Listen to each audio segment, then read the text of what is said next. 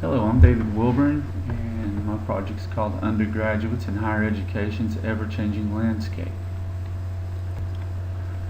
This report will cover how to overcome some of the challenges of getting students to complete what they start, contextualize learning, and the next educational revolution. Getting students to complete what they started, that can be a tough thing these days in community colleges. In 2011, California reported that less than 20% of all undergraduate students actually complete their program of study. In 2011, Florida reported 25% of full-time undergraduate students will complete a 2-year degree. Where are they going and why are they quitting? Some of the top reasons for quitting college is listed here. Students complain that they weren't prepared for the extreme rigors of college academics. Many of them lack the financial means to be able to pay for college. Many working students or adult learners, they have work schedule conflicts that prevent them from coming to class. Many students claim to have chosen the wrong major. One of the big things that I see coming from students coming straight out of high school is burnout. When they immediately graduate, they're ready to move on, and it's hard for them to get refocused in on college immediately after high school. Those that can do it tend to be better for it. Those that don't, oftentimes you'll see them come back 4 or 5 years after some life experiences under their belt. And if they started college previously, you're going to see usually an improvement in grades. If they didn't start college previously, well, it's just they're going to have to write new grades for how they're going to react to college level coursework. It's just going to be an all new environment for them. And then one of the final reasons that were reported was personal issues. And as an academic advisor at St. Petersburg College, I've seen every one of these reasons and heard them all. Personal reasons tend to be one of the biggest reasons students tend to not complete classes, and they do non-academic appeals to try and get stuff off of their transcript, but it can end up being a mess for students who drop classes and quit college. Shifting the educational paradigm. I feel like to do that, we need to get students somehow to set a career goal early. And that's a difficult thing to do. Asking an 18-year-old what they want to do for the rest of their life, the look on their face tells you that they have absolutely no clue. And it's tough because we don't want to pressure these students. But at the same time, we also know that students who do have a career goal and can focus on that career goal tend to do better in the classroom and academics. We want to look at contextualized learning, and we're going to talk about that more in depth here shortly, and as well as embracing emerging technology. Setting career goals. Schools need to be more effective in career counseling. They need to have more effective career counseling tools, focused to Burning Glass, ONET. As I mentioned before, being an academic and career advisor at St. Petersburg College, I'm required to stay on top of cutting edge technologies such as focus to Burning Glass, ONET, that helps students in preparing them for figuring out what they want to do with their life, searching jobs that prove to align with the students' goals, and show them bright outlooks for their chosen careers as far as 10-year outlooks. Is it going to be a good rise in income, a drop in income? All those things, all those tools are things that academic advisors and career counselors need to understand. Academic advisors must know how to utilize these career counseling tools. That just should go unsaid.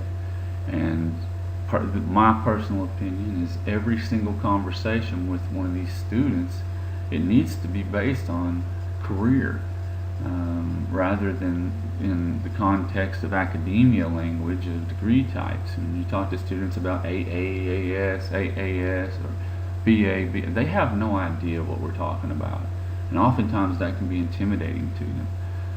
For me, I try to make sure that my conversation is the career. So you're going to be a business, you're going to be a cop, you're going to be a nurse.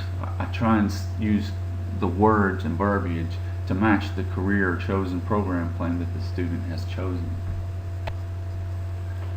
Current classrooms and the traditional education model. I think you can see this picture. Everybody has probably sat in a room similar to this, where you have all the students facing to the center, where you have one teacher lecturing, and that can be a bit intimidating for many students. The one-size-fits-all approach to education is just out of style, and as you can see, I try to be funny there, but as outdated as the abacus, showing you a picture of an abacus then and now. You know, one computer on the left, numerous computers on the right. Contextualized learning theory.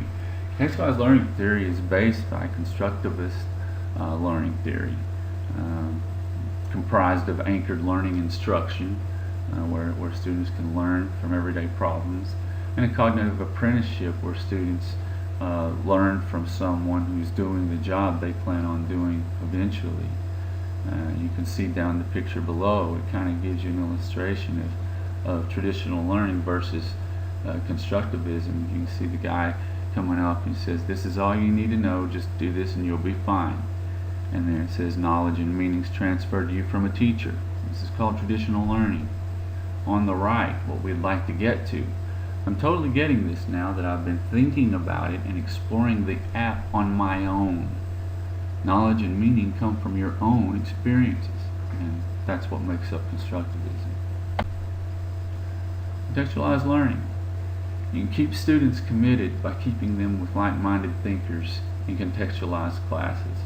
Now, I'm a firm believer that success in the classroom is directly correlated to how focused students are on their educational goals and career goals. When students finally figure out the career piece, the hard thing is getting them to stay focused on that career piece.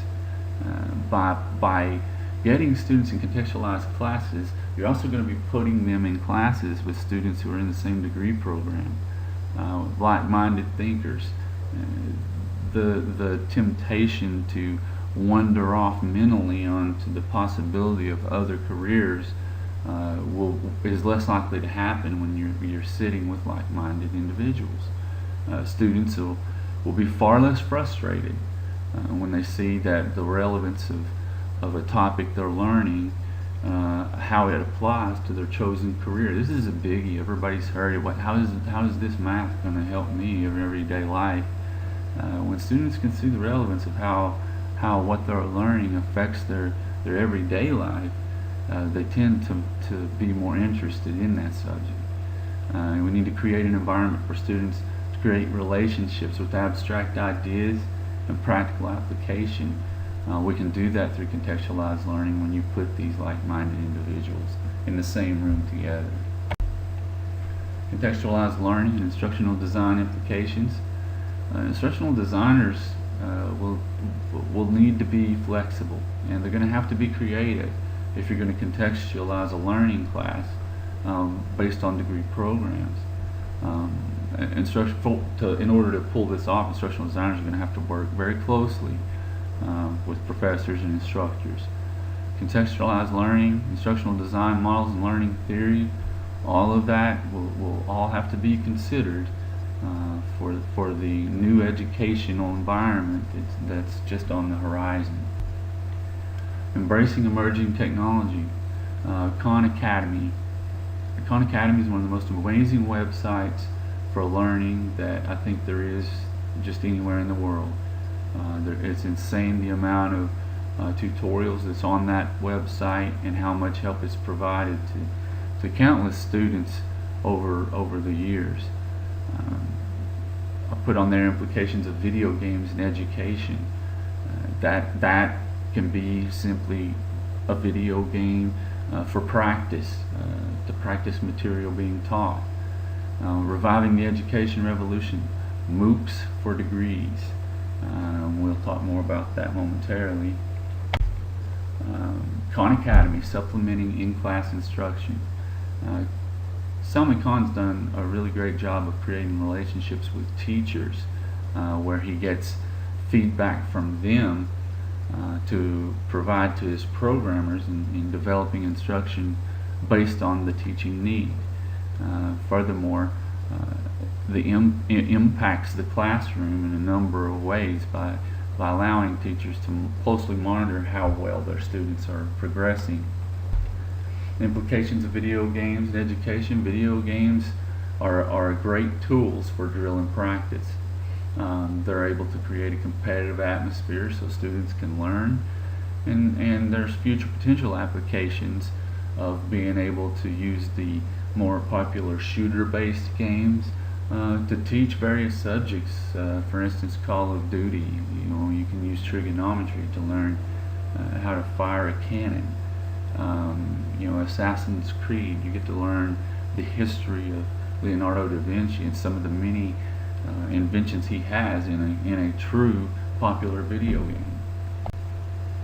Implications of video games in education: creating a competitive atmosphere in learning, tracking individual progress, use in the classroom. What you're looking at is a leaderboard created by Khan Academy. He has developed a way to work with teachers to where teachers don't really do the lecturing. The lecturing is done online through Khan Academy.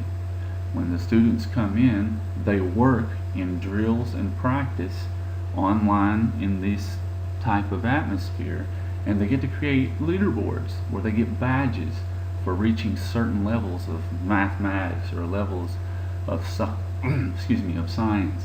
And that's what a leaderboard looks like, and students tend to take great pride in comparing themselves and where they are on these leaderboards on video games and in a learning atmosphere. Reviving MOOCs. Let's talk about the benefits of MOOCs. A massive open online course, which is if you don't know what a MOOC is, it's a free online course that you can take anywhere at any time. The benefits of these MOOCs is that it is free of charge, self-paced learning and anytime learning.